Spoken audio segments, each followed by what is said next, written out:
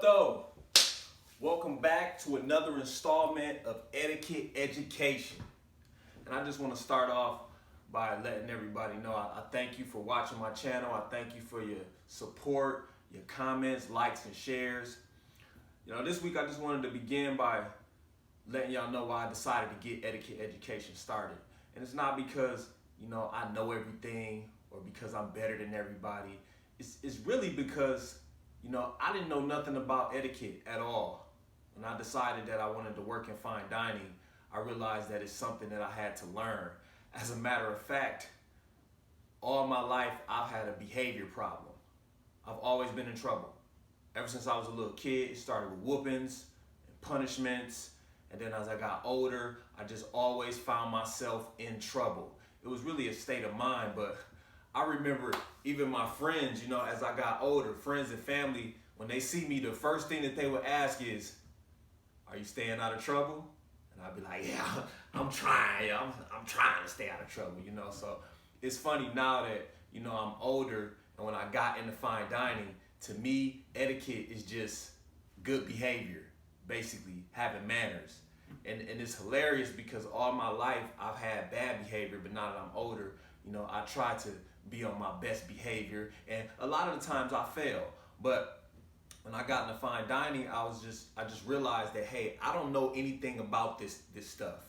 So I would just watch people, and I would learn a lot by watching people and how they act. And then I found out that it was an actual word, etiquette. So that's why I'm doing these videos, because I've learned that, you know, working in fine dining, that I'm not alone. There's a lot of people out there who don't know etiquette. And, you know, I've never been to a formal dinner. I've never been to a formal dinner. You know, I started working in restaurants, and that's how I learned. But today, I want to talk about 3 things, just 3 tips. I'm not going to overwhelm y'all with a whole bunch of information, but the first thing that I like to talk about is your napkin. You know, when you go into a fine dining restaurant or you're at a formal dinner, you have your napkin, and what you're supposed to do with your napkin is you're supposed to take it and place it on your lap. All right? Take your napkin, place it on your lap. Now, some people, they grab their napkin and they pop it out. Like, you're not supposed to do that. You know, you're not supposed to pop your napkin out. Another thing is, you're not supposed to tuck your napkin in your shirt, you know, like this. You know? Like, I read when I first was learning about fine dining, like, that you really look foolish when you do that. But however, the exception is, you know, children or somebody who's just prone to spilling stuff on themselves, somebody who, you know, needs some help in that area. But for most of us, you know, you should put your napkin on your lap like this, you know. And it's a lot of other rules with the napkin, you know, but I'm gonna keep it real short and simple today with just that rule. I'm not gonna overload y'all with a whole bunch of napkin rules, you know, because really at the end of the day, you can do what you want to do, you know. And the second thing that I like to talk about is, you know, your place setting. And I'm not gonna get too deep into the place setting. You know, I'm gonna save that for some later videos, but, you know, I feel like one of the first things that people come into a restaurant, they sit down and they just see all of this stuff and they like, yo, I don't want to touch nothing. I don't know what's mine. I don't know, you know. And most people, they grab the other person's bread plate. they grab the other person's water glass. And as a server, I gotta go be like, oh, here's a glass for. I try not to make people feel dumb and be like, yo, you took his. Like, yeah, you don't know what you're doing. Like, nah, I'll be like, it's cool.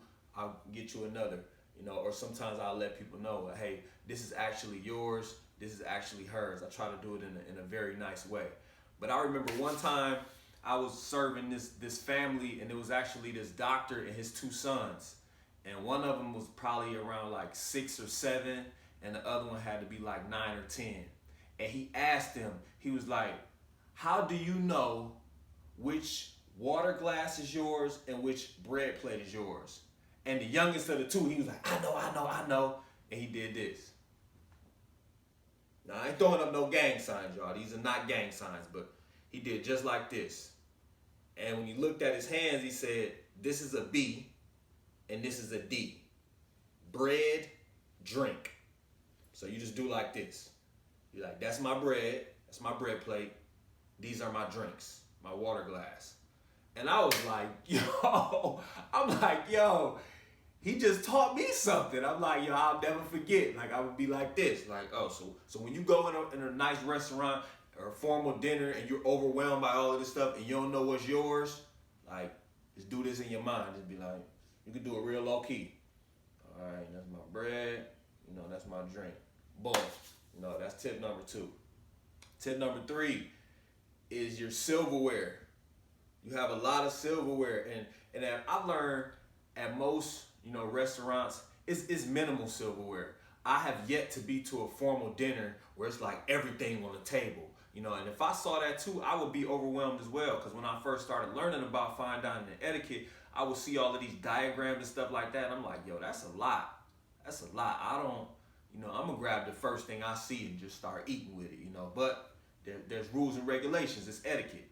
But something that I learned and when I study is generally, first of all, if you don't know what's yours, follow somebody else. You know, follow your host, who's ever hosting a dinner, or just look around and see what everybody else is using. Another tip is generally you work from the outside in. So, soup spoon, you know, salad fork. You know, you're gonna start on the outside and work your way in as you're eating through your courses. Another thing that I see a lot of people do when they come to a restaurant is, you know, after a course, you know, they try to keep their silverware. They'll be like, yo, I'm not done with this. And I have to remind them, like, I'm sorry, sir, I'm gonna bring you some fresh silverware for the next course. Ma'am, I'm gonna bring you some fresh silverware for the next course. I done had people like, yo, he taking my knife, I ain't done. I'm like, hold on, bruh. Hold on, bruh. Like, I'm gonna bring you some fresh silverware. Yeah, that's how we do it. We gonna bring you clean silverware. They be like, yo, that's a lot on the dishwasher back there. He gotta wash all those dishes. Yeah, that's what he gets paid to do. Don't even worry about it. And of course, I don't say that to people, but you know, I be thinking that in my mind. I have to just be like, well, sir, I'll be glad to bring you some fresh silverware. You know, as I've been working in fine dining, one thing that I love, and it's kind of comical to me, but I love seeing people break the rules.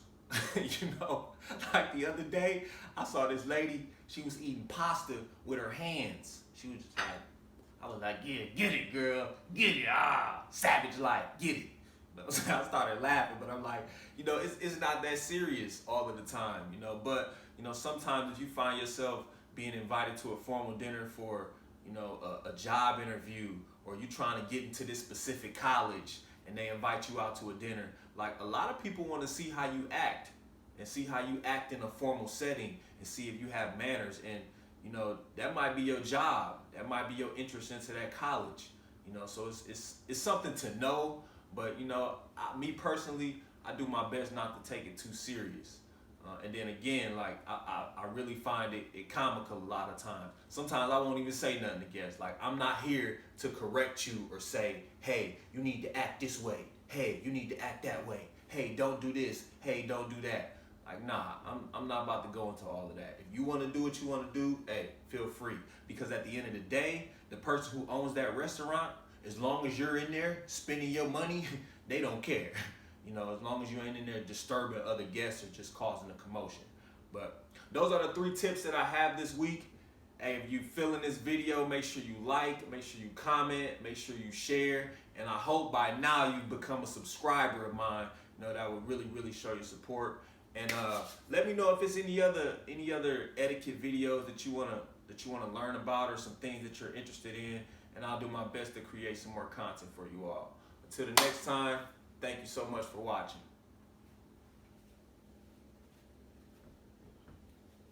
You know what I'm saying? Gotta show everything together. Ready.